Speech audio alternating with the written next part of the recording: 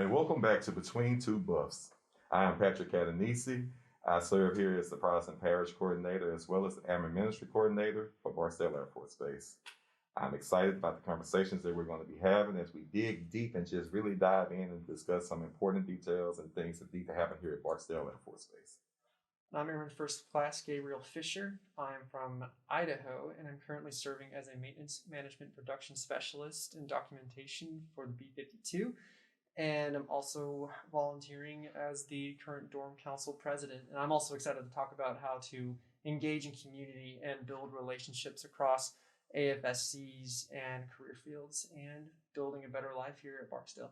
Hey, my name's Chaplain Gallop, so I am your friendly neighborhood Washington football team fan.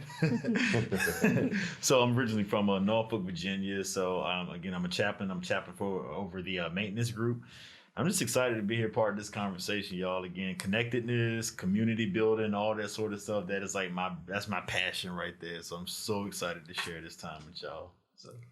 I am Briana Pinell, and I am a spouse. Married to Staff Sergeant Pinell. We've been married for about 4.5 years now, and originally we're both actually from Miami, Florida. I also am one of the main volunteers at the base chapel, and I also am a contractor yoga teacher at the gym.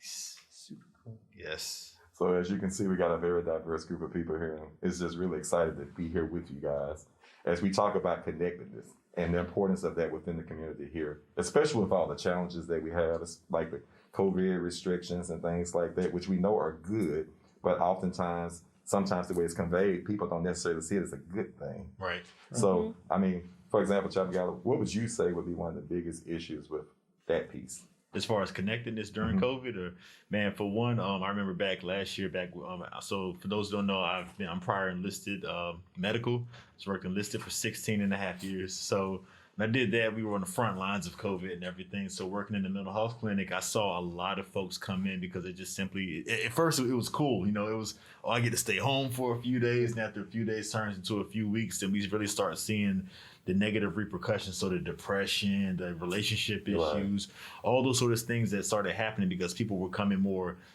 not physically distanced, but socially distanced. You know, we want to, and that's one of the things that we really tried to like recapture is that it's physical distancing, not necessarily social distancing. So that's why connectedness is extremely important, even during these COVID times.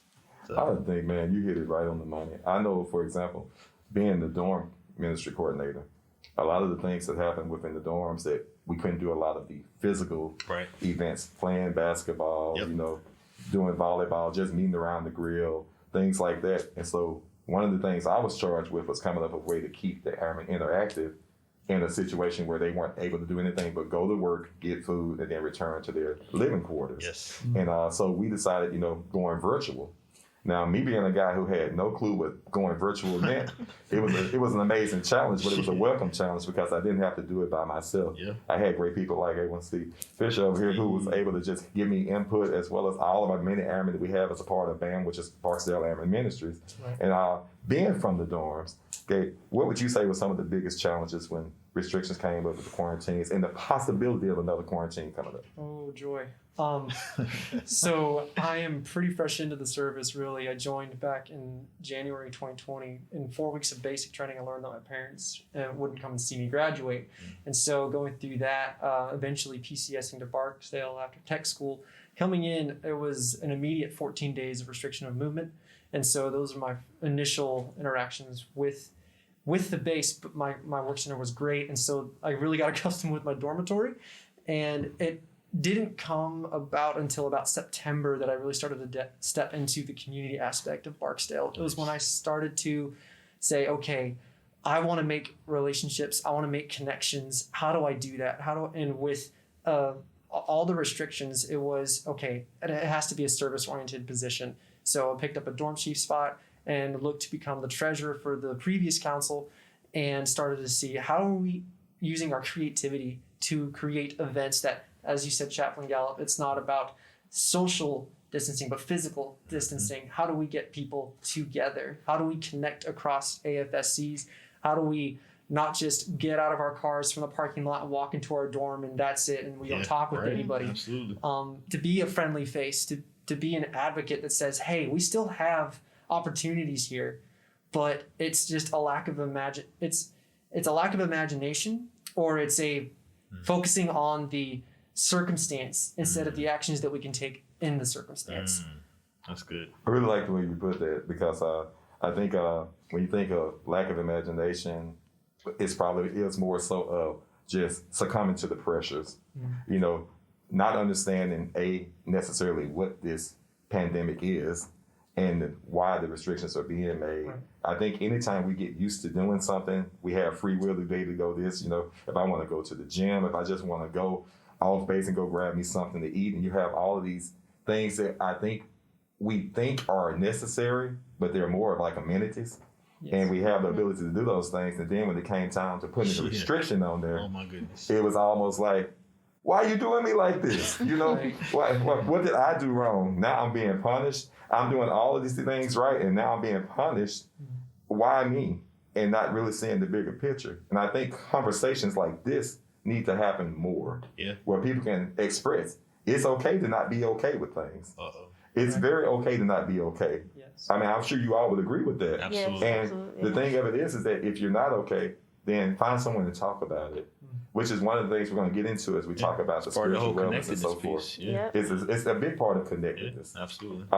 Briana, how about you?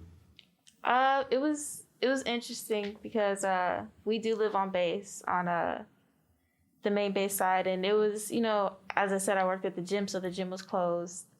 I couldn't really teach or get in contact with the people who would come out and take classes with me because everyone was so shut in. And it was interesting trying to even work it out at home, because even, you know, as a spouse, my husband would or would not go to work. Maybe they'd be on quarantine, maybe not. So it was always just who knows type of thing. Right. And working through it together was difficult at first, because it was like, okay, well, I have no idea what's going to happen tomorrow, but we're going to get through this together type of thing. But being involved in the chapel and also moving things online the way we did help, because then it was like, okay, well, we know we can at least still connect with everyone online through Facebook or whatever else may be, and still be able to do things like worship and enjoy each other's company. Well, I know for me, I got to vacation some of the main places I've always wanted to go.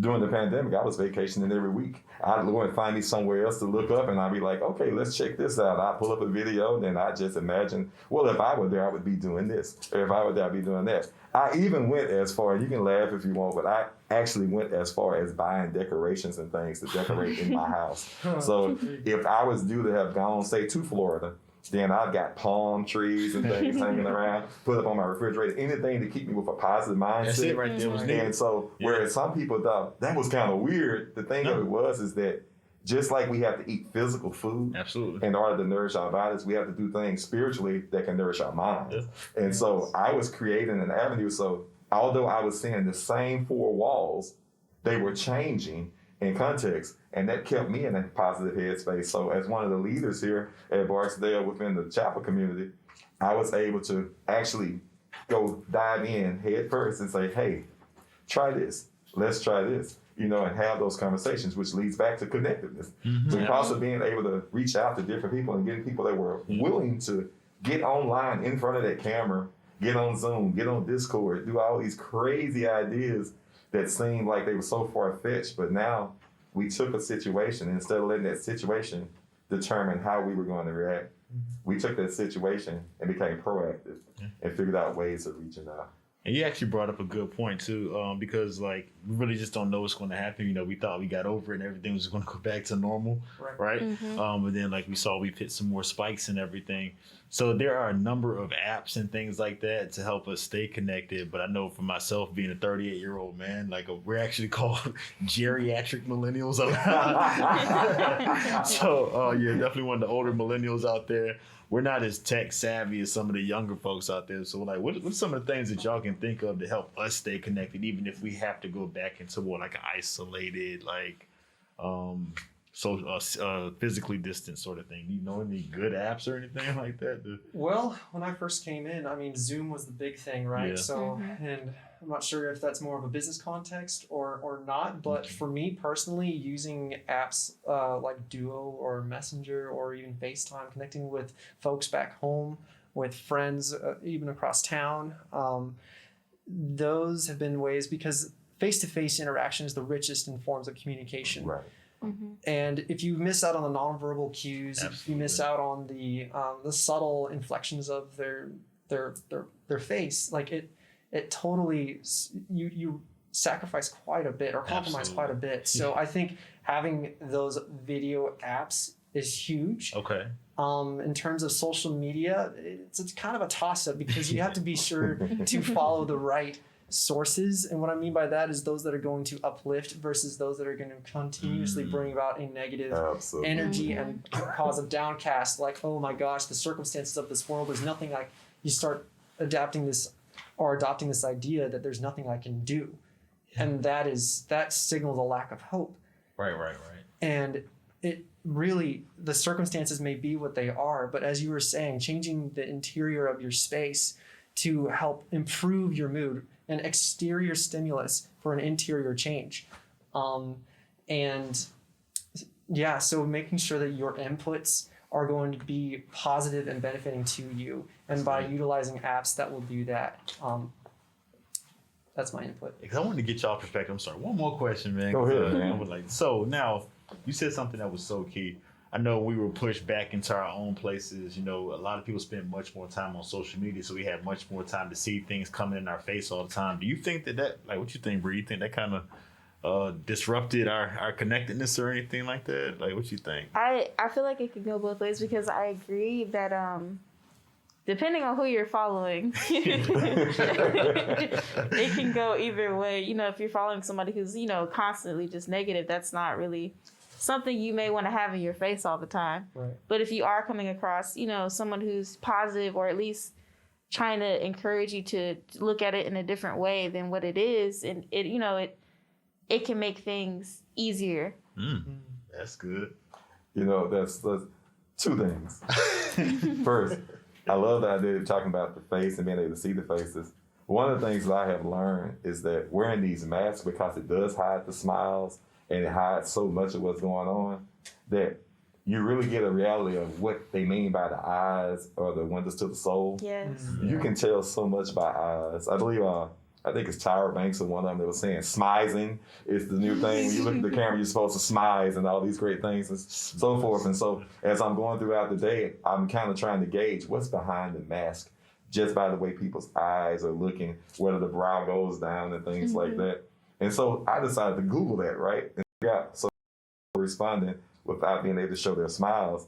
And they actually have clubs out there where they sit there on Zoom and they smize. They work on how they showcase what they're feeling just through their eyes because of the mask. I thought it was interesting too.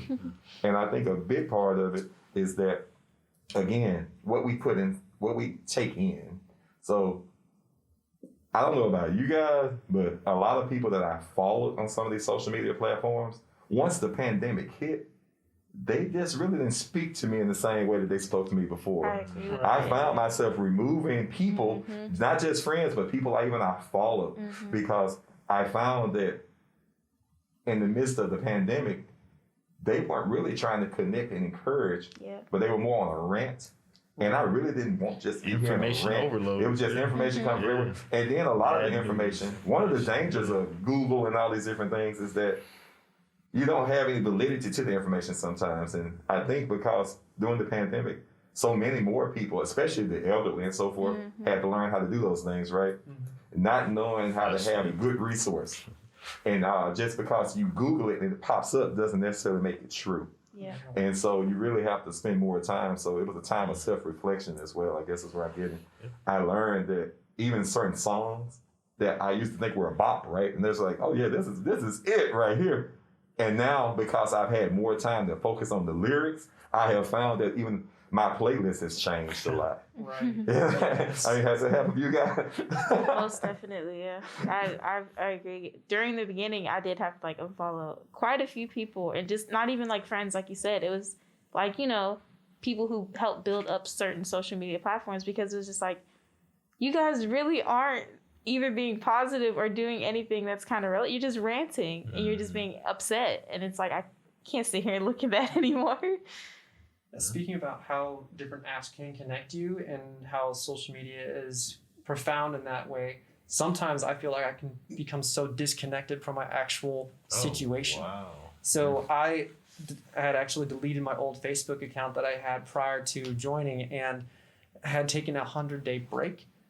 And the reason why I say 100-day break is because I did eventually start up a new account, but this was with people that were actually involved in my current life and situation, because there are people that you connect with in passing in time, in different seasons of life, and eventually see that they've gone on, and either they were people that you went to school with and they're in a different mode, and their level of financial or material or internal success is you start to compare yourself.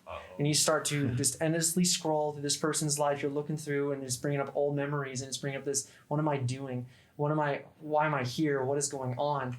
And just you start becoming like disassociated with the potential of where you're at versus focusing on someone completely like not even associated with your life at that point in time.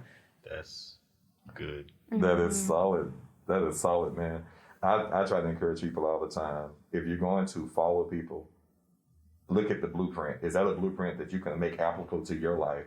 And is this somebody that I'm aspiring to emulate in some form or format? Or is this someone who has gone the course that I'm trying to go down now and they've done it successfully and things like that, versus just having just tons of information just popping up on my news feed, especially like with Instagram. I followed so many people with Instagram because it's so easy, right? And then every week I find myself having a list of people I'm unfollow. And I was like, why did I follow them in the first place? And I think that's exactly what happens. We get so caught up sometimes celebrating with them in their successes or what appears to be a success.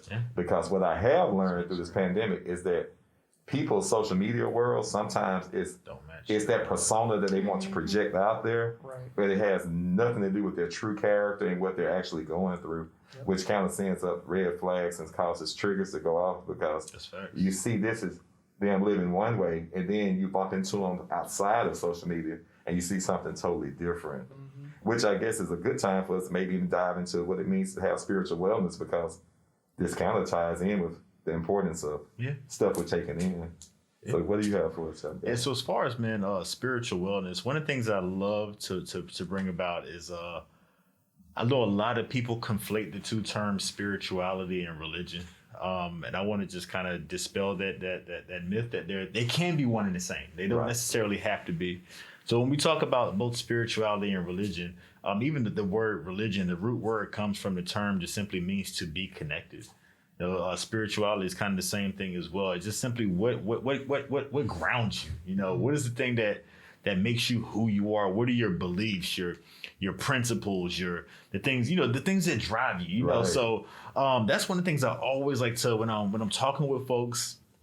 It's one of the things that I always get to, like, who are you as a person? Because I like to peel back the onion a little bit, because people say, I do this, or I'm in this shop. I say, okay, that's great. Thank you for telling me what you do, but who are you? Right. Like, who are you as a person? So and I think that's extremely important, because in this world, especially in this Air Force world, we're consistently on the go. Sometimes we may lose sight of who we actually are, and then we start morphing into the people that we hang around, so on and so forth. Are you still living by your principles at this point? I think that spiritual connectedness is important for that, because you find like-minded people, whatever your spirituality is, whatever you're connected to, you find like-minded people that help to drive you in that same direction that you should be going. So whether it be religious faiths, whether it be things like sports even, which is a form of spirituality, being outdoor in nature, whatever have you, it's important to find that center. And it's so important to find, that connectedness that's going to help you get to where, it helps you stay centered. I know there's some people out there that say, I'm an introvert. I mean, that's great, like, that's kind of... I'm totally introvert. But even the term introvert, extrovert have been, like, misrepresented to be something that it's not. It's all about where you get your energy. You know, it's not about are you able to function in front of people or whatever have you. It's where you get your energy. So like people like Pat need to go back home and recharge, you know, with themselves and, you know, a book or something. You know, people like me, us raging extroverts, the more the merrier. So yeah, but all that's a part of spirituality. And us as humans, you know, we're social creatures, even if it's just 1 or 2 people or whether it's 10 million, like I like it. We're social people, man. What y'all thoughts on that? What you think? I definitely agree with that, especially that whole people trying to like, okay, is it religious or is it spiritual? Because that's been a big thing even in my like field of work, because I do teach yoga and people are like, so is that religious? Is it spiritual? What is it? And it's just like it's just a practice. You can practice it however you want to. It's meant for you as an individual. So if you choose one thing, that's fine. If you believe one thing, that's fine. Just to be a part, you have to, you know, have something. Absolutely. So there's some sort of center. So I definitely agree with that. Okay. What about you? Well, 2 different points, right? So religion versus religious, right? Religion is kind of the structure. Religious, at least in my mind, is the system, right? And religious or religiosity or just the grounding per se, finding your internal why behind why you do things. Okay. What is the existential reason for why you want to do things excellently? Is it because of the core values that we take on when we put on this uniform? Is it because of something that your parents inculcated you with when you were a child, you know, and it just, I carried this on, it carried them well, I'm going to take on the same. Is it something that you have read? And for me, it's scriptural. It is the application of that scripture too, because you can take the system, the religion of that scripture, and then you can apply it in the religious sense in that, okay, this is how it's lived out. This is how it applies to relationships. Right. This is how it applies to how I can find my center, my source. Yeah.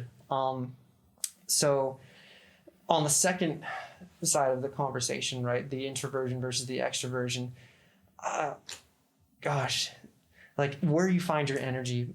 However, I do find a lot of people will use, I'm an introvert, and therefore I can't talk to people. That's what a lot of them do. They use it as an excuse to say, I don't have the skills right now at this point to go and start that conversation. I'm going to shoot them a text instead of having a, like, hey, an interaction. With quad mates, for instance, at Hercules and Stratofortress, they're quad setups. So you walk out and you have a common area. And I know a bunch of folks who don't even know the names of their quad mates because either A, they're just a person that lives there. But it's a source of potential relationship. However, because we're so used to our comfortable norms per se, and we don't want to get that shaken up, we'll say, no, I'm an introvert. I can't, like, that drains me so much really, that it really good. And it's hard to hear that. I know that for me, I am an introvert. I have to go back and I have to filter and sort of process my thoughts. Right. But at the same time, I know that, you know, life is found and enriched in relationship. Right. So it sounds like self-awareness was one of the important things for you. Yes, sir. That's good. That's good. You know, I appreciate your perspective because I believe that is truly a factor that a lot of times we don't look at. One of the things I like to do with the Airmen, especially when we do like FTech briefings or if we're doing retreats and things like that, is to make sure that people understand that this is a pluralistic environment. Yeah. And whether you have a faith or you don't have a faith, we're still here to support one another. Yeah. So I like to try to encourage them with some wisdom that was passed on to me, which is what is organic to you and what is required. With the uniform, there are certain requirements that you have that you're going to have to meet, right? You have to do your physical fitness. You have to be at work on time. You have to do whatever your duty station requires you to do and all these great things. But that organic piece is the things that bring you joy, bring you happiness on the inside, that kind of puts you in that mindfulness of what makes me happy, what makes me feel good about it. Right. If you're operating at 100% of only what is required, then oftentimes what happens is you become a robot. And you do as robots do. You just do exactly what's necessary and you don't do anything else. But the part about taking care of things that are organic to you, whatever that may be, maybe it's running, or maybe it's reading, or maybe you take out a blank canvas and you do some artwork, or you're listening to music, or maybe you're creating music. Yeah. Right. But the importance is to have a balance. Do the things that are required, but also have those things that are organic to you so that it puts you in a good headspace. So that when you're going to work, you're not going to work because you have to go to work, but I get to go to work. And so because I get to go to work, it's different. It's not like, oh, it's such a horrible thing. Right. I get to go to work. There are some people who don't have jobs that they get to go do. True. You know, I get to do these things versus I have to do these things just changes the mindset. That's and we can do that when we're looking at things that are organic to us. And just like we know we're going to be to work on time, hopefully, right? That'll be a requirement that we be to work on time and that we have to maintain and do all these things that are required from us. Then we should be equally as intentional with what's organic to us. So what does that look like? So say every Wednesday for an hour, I know I'm going to go work out. And it's going to be a different type of workout. Maybe it's yoga or something that gets me within my mindfulness, but it's going to be uninterrupted and it's intentional. This time it's earmarked for that. Just like I have time earmarked for my schedule for what time I'm going to go to work. If it's art, if it's cooking, I'm going to put on my schedule in my planner, this 30 minutes is going to be dedicated to this. So now, even if work is crazy, and especially with change constantly happening, we're constantly having to deal with all these new things, right, that we weren't necessarily prepared for, I know I still have this moment that I can look forward to decompress, get myself back recharged before we go out. Does that make sense? It does. Yes, it does. Yeah, I know one of the things I wanted to circle back around to as well, just kind of listening to everything that everybody's been saying, but kind of honing in on a couple of things. So we talked about self-awareness, and I love a word that you used. You talked about a pluralistic environment. And then even as we were talking about earlier, that it's okay to not be okay sometimes. Yeah, and that self-awareness says, you know what, I'm in a space where I'm not okay right now. So bringing it back to a local level here on base and within our Barksdale community, there are so many helping resources that are out there. So many. And I talk about it all the time. Even of course, I'm gonna talk about the chaplaincy. And, we're gonna talk about the chapel and everything because we're chapel team and all that. But I tell people all the time, well, I can't go to a chaplain. I'm not religious. It's like, okay, that's great. I'm not here to throw the Bible at you if you're not religious. I'm not gonna say turn to what Jesus said. Right. That's not how I preach, y'all. But I'm just going to find what your center is, what you believe, because you have a spirituality as well. You have things that drive you. You have things that you believe in, your firmly held beliefs, communities that may be best able to serve you. Then you have so many different helping resources out there as well. For example, again, I'm prior mental health technician. So you have the mental health clinic, you have Airman and Family Readiness Center, you have the military family life consultants. You have so many different things. Military One Source, y'all. Don't be afraid to use these avenues if you find that you're in a position where it's like, hey, I'm disconnected, I need help. Because again, self-awareness is really important. I remember back, it's been about a decade now, I went TDY to DC, the greatest city in the world, with the greatest sport teams and everything, just recently had 4 championships in 3 years. So, but it was, so all the branches of the military were there, the Coast Guard as well. And out of the 4 chief enlisted leaders, so we had the E9s from across all different branches, 4 of them had said that they had sought help numerous times throughout in their career. So that what they're really trying to say is this whole stigma behind not being okay, being a bad thing, that's not true at all, y'all. Absolutely. We are humans and we go through things. Right. And then recognizing that self-awareness to say, I'm not okay, and then coming to see and helping resources, we may help you get connected because it really comes back to connectedness again. So what y'all think, man? What y'all think about that? Anybody? Well, you're right. It's okay to not be okay. Yeah. I also heard that it's just not okay to stay that way. Right. So preaching. Kind of just rolls, right? And that's the whole point, of the chaplaincy of all these agencies on base is to help us reconnect with our why. Yeah. Behind not just the reason why we're here in the service but why we're doing what we're doing. It's more than just I am what I do. It is, I am, because this is what I believe that I am. This is what I found. This is the empirical source. This is what I find my joy in. This is where I can go and find peace in. This is this person I know that I can safely connect with. That connection piece, right? Finding people, your circle, your 5 influencers in your life that have your best interests at heart. And it's hard work.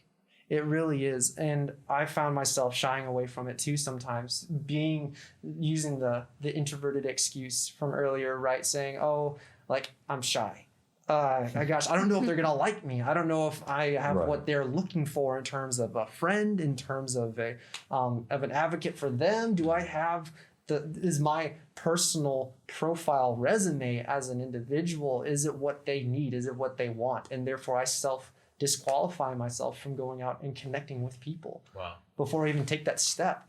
But it's like the old sport phrase, right? You miss 100% of the shots that you don't take. So in personal interactions, you may have flops, you may have great times, and those great times you are okay. We have something here, we can move forward with that, but you won't know unless if you take a chance. So what you're saying is you don't even have to be perfect.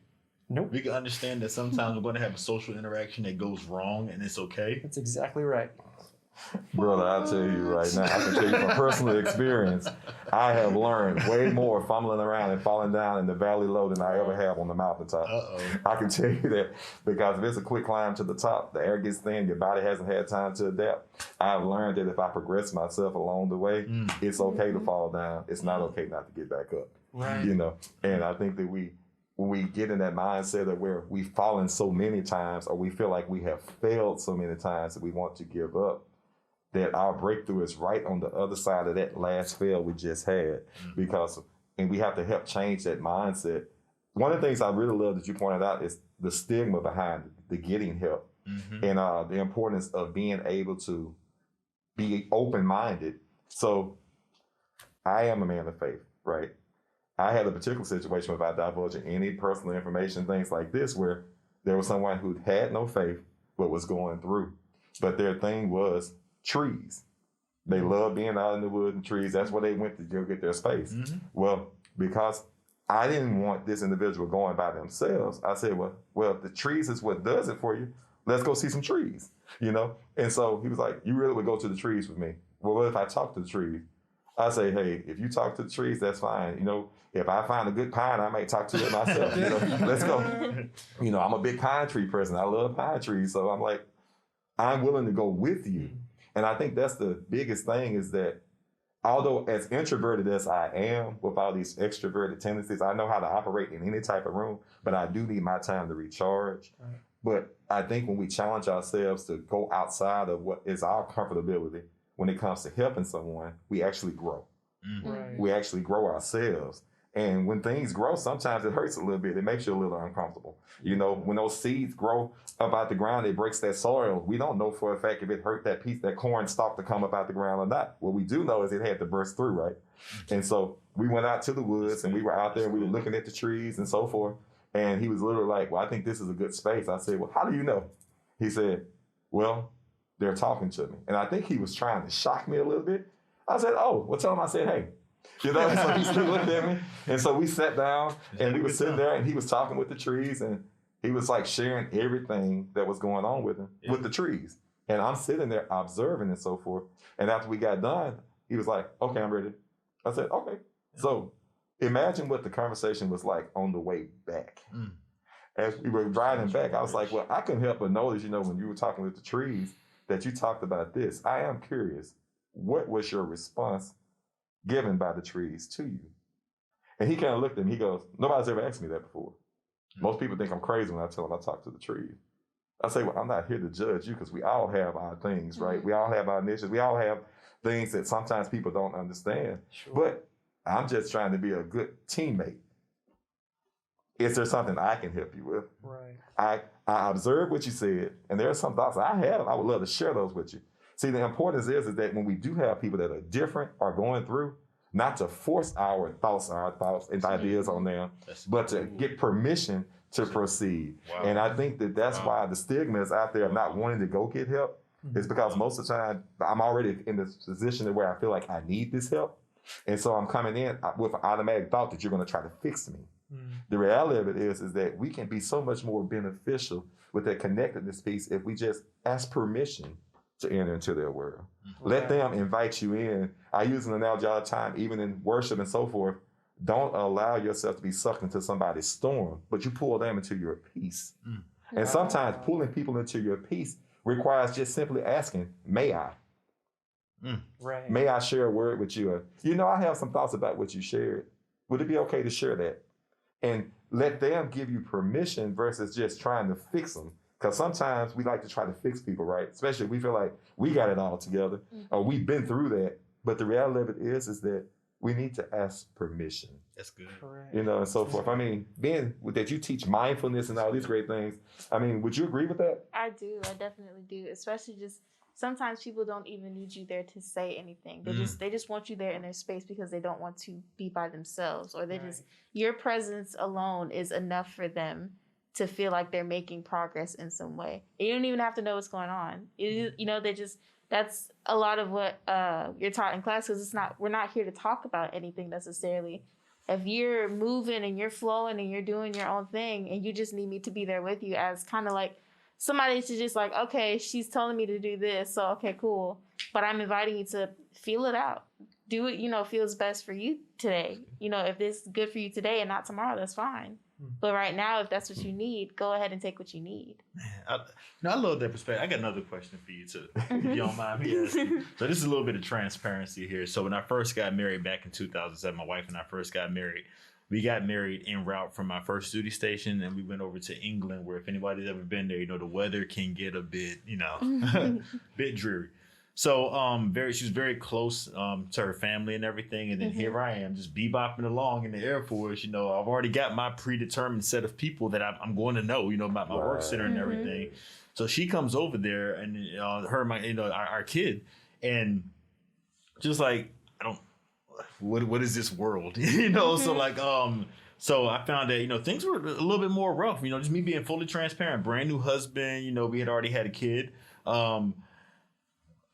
What is it like for a spouse? We like PCS into new bases, and how do y'all get connected? Because for us, it's like the service members, it's easier at least, because we have our people that we're around. What's that like? So for me at first, I came in, I was kind of the same way. I was really close with my family back at home, but of course I knew no one here. I visited a couple times. I've been to the chapel a couple times, but I hadn't really had a solid relationship with anyone yet. It was like, yeah, I know this person. I know who that is. I can, pick out in a crowd who that is. But it was kind of difficult at first because it's like, do I step in? Do I not? It feels like that was his world. That wasn't necessarily my world. But again, working my way in, and, I know people at, the chapel, and then I started teaching. So I met different people. Eventually, I worked my way into, creating my own space and my own group of people, my own solid team to fall back on. If I do need someone here, I have people here. And then I also have my family back at home as well. So it sounds like what I'm hearing saying is there was some intentionality behind what you did. It wasn't just like hey, I just think people should come find me. But it was like, no, I need to go out there and make myself available. Right. Yeah, definitely. Was that difficult? Or? It was at first. Because it was like, all right, we're here, we're at this base, we're living on base in this house. And at first it was just like, I'm not going to go out. And then at the time, I didn't even have a license. I wasn't, I didn't know how to drive. So eventually I got to the point, we bought me a car, and I, got my license. And I started moving and doing my own thing and getting more involved and volunteering. And Patrick plugged me into a bunch of stuff, and it was it was fun though. It was fun meeting people, going on different retreats and workshops and just stuff we were doing. It was nice to get involved because I always wanted to be involved. I didn't know, I was a little scared. I didn't know how to get involved, so I took it step by step. It's like, all right, well, I'll show up today, see what they're doing, and then it just went from there. Nice. I think that if anything I can take away from this conversation is that just like they have all these other little groups, everybody has their little cliques and things they do. Maybe we should start something like ambassadors for connectedness, where we can help show people how to get connected and give them techniques and tools and things. I think a lot of times people have good intent, like you just shared.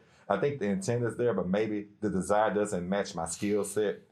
And so if there was a space, a group, or just even small groups where people could come. So I have a desire to be more interactive within the community. I have a desire to help be an ambassador for change, but I don't have the skill set. So I kind of hold back because I'm afraid I'm going to fail at it.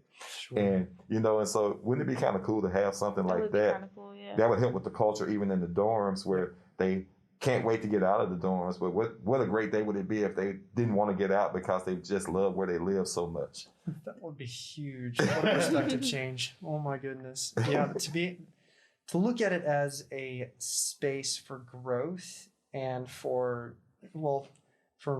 maturity, for learning about who you are in this service, in this life, you know, instead of just seeing it as just a segue. It's like, okay, I just have to go through, check this box, say this is where they're telling me to live. I have to live here. I'm not going to make it into a home. It's just going to be the space that I go and lay down and I play video games or whatever. And that's what you choose to do. Then that's what you choose to do. But for some that are wanting to make it this time a very intentional time in their lives, and I know that's the case for me, is I want to turn it into a space where I become better for it. That my interior world is decorated to the way that, okay, I can see this working when I get out, but also I'm thankful. You know, I'm choosing an attitude of gratitude. You know, that's good. It's good. Saying that, okay, I have these opportunities. I'm not having to look at all these different outside of the base obligations and expenses that I normally would. I have dorm leadership right underneath me in Hercules. Their office is right there, and I can literally give them a call, and they can come right on up and help me out. You know, maybe my rent manager won't be as kind or won't be as feel the obligation to do so. You know, I'd be more out on my own. Like, I have friends literally like 2 steps in front of me who wear the same uniform that I do, that I can say, hey man, I need this. Can we talk? You know, it's a space that a lot of folks don't realize that they're in.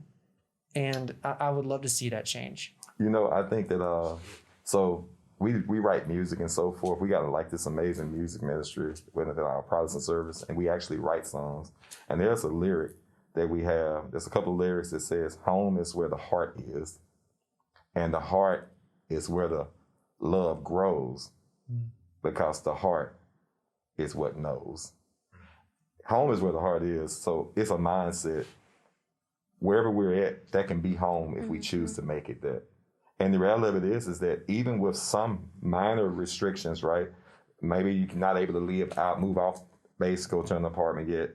Maybe starting in the dorms is where you have to be, but it can be what you want it to be within your abilities. Right. Just with some creativity, using a little imagination, and a sense of community. You know, as we've been charged here at Barstow to continuously focus on making things a community, a home away from home, if you will. Shattuck and Colonel D, that's one of the things that they really want to push, is that this is a home away from home. This is a place to call home. Absolutely. And stop saying things like Barcatraz and all these other things.